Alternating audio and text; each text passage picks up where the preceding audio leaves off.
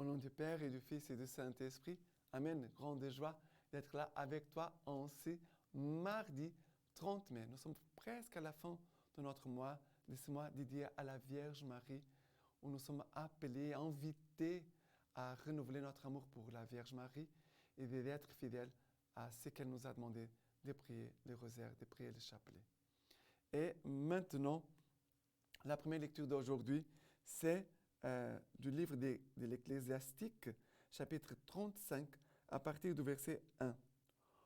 Observer la loi, c'est multiplier les offrandes. S'attacher aux préceptes, c'est offrir des sacrifices de communion. Se montrer charitable, c'est faire une oblation de fleurs de farine. Faire l'aumône, c'est offrir un sacrifice de louange. Ce qui plaît au Seigneur, c'est qu'on se détourne du mal. C'est d'offrir un sacrifice expiatoire que de fuir l'injustice. Ne parez pas devant le Seigneur les mains vides, car tout cela est dû selon les préceptes. L'offrande du juste réjouit l'autel. Son parfum s'élève devant le Très-Haut. Le sacrifice du juste est agréable. Son mémorial ne sera pas oublié. Glorifie le Seigneur avec générosité. Et ne sois pas avare des prémices que tu offres. Chaque fois que tu fais une offrande, montre un visage joyeux et consacre la dîme avec joie. Donne au Très-Haut comme il t'a donné, avec générosité, selon tes moyens. Car le Seigneur paye de retour et te rendra au septuple. N'essaie pas de corrompre par des présents, il les refuse. Ne t'appuie pas sur un sacrifice injuste. Alors, qu'est-ce qui se passe ici? Le Seigneur nous demande à chacun de nous d'observer la loi, de s'attacher aux préceptes, ça veut dire aux commandements, de se montrer charitable, Et qu'est-ce que le Seigneur attend comme acte d'amour? Le Seigneur nous dit comme ça, offrir un sacrifice de louange, se détourner du mal, fuir l'injustice. Ça veut dire prière, s'éloigner du mal et de ce qui est injustice. Car le Seigneur ici nous dit qu'il attend que nous lui présentons pas les mains vides, mais non pas les... Parce qu'il y a souvent des gens qui aiment faire les choses pour dire, voilà, j'ai fait quelque chose, j'ai fait de bonnes choses, j'ai fait telle chose. Mais souvent, c'est pour encore beaucoup d'orgueil. Et ce sont les actes d'amour que le Seigneur attend de nous. Quels sont les actes d'amour que tu veux offrir au Seigneur aujourd'hui? C'est cela que le Seigneur nous invite, à faire des actes de charité, d'amour envers lui et envers nos frères et sœurs.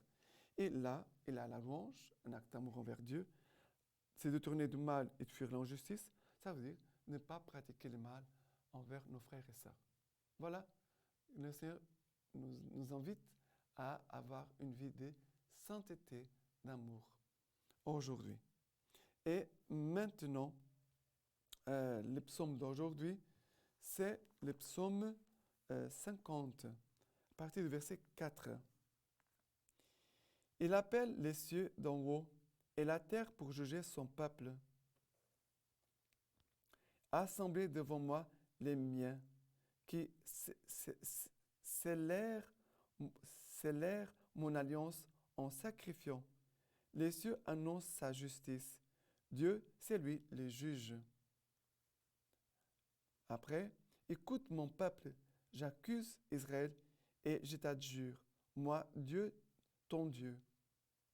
Après le verset 8, ce n'est pas tes sacrifices que j'accuse, tes holocaustes constamment devant moi.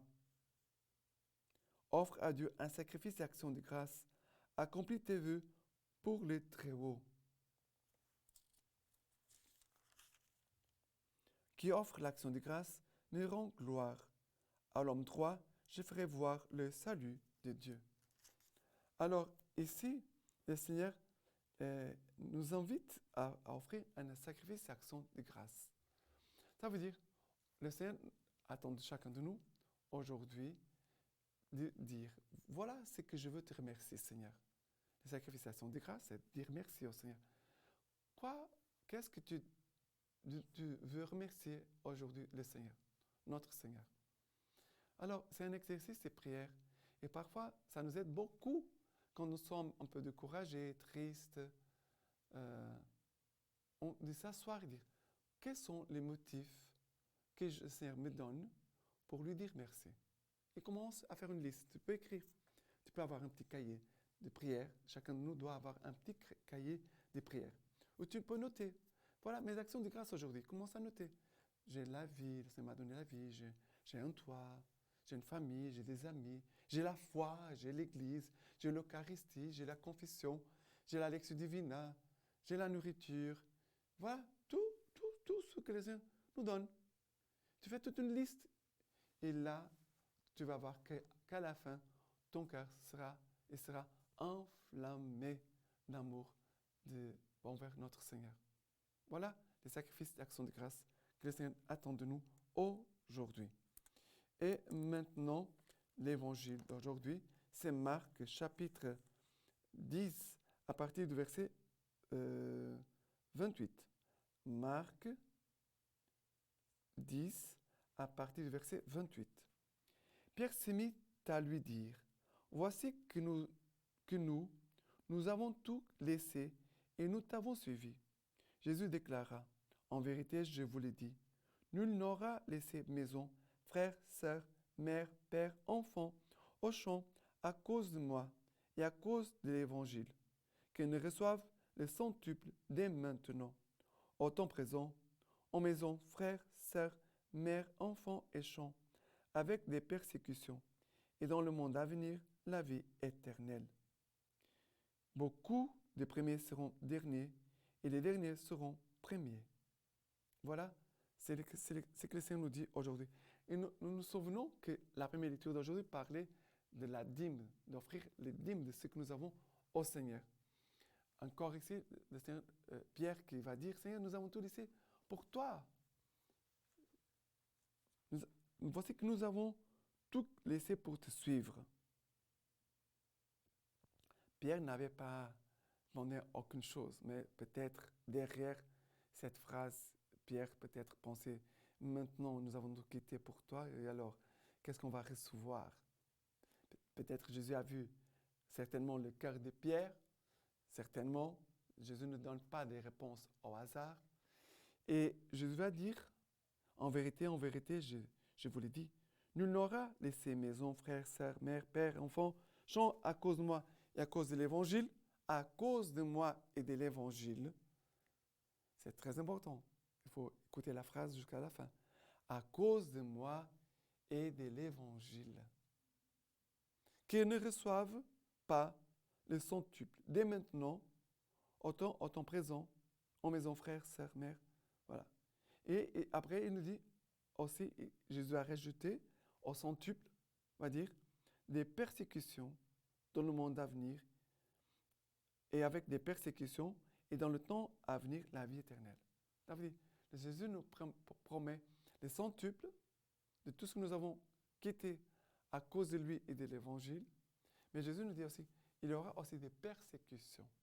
Ça veut dire que ça ne va pas être tout facile. Jésus nous dit déjà, ce n'est pas tout facile.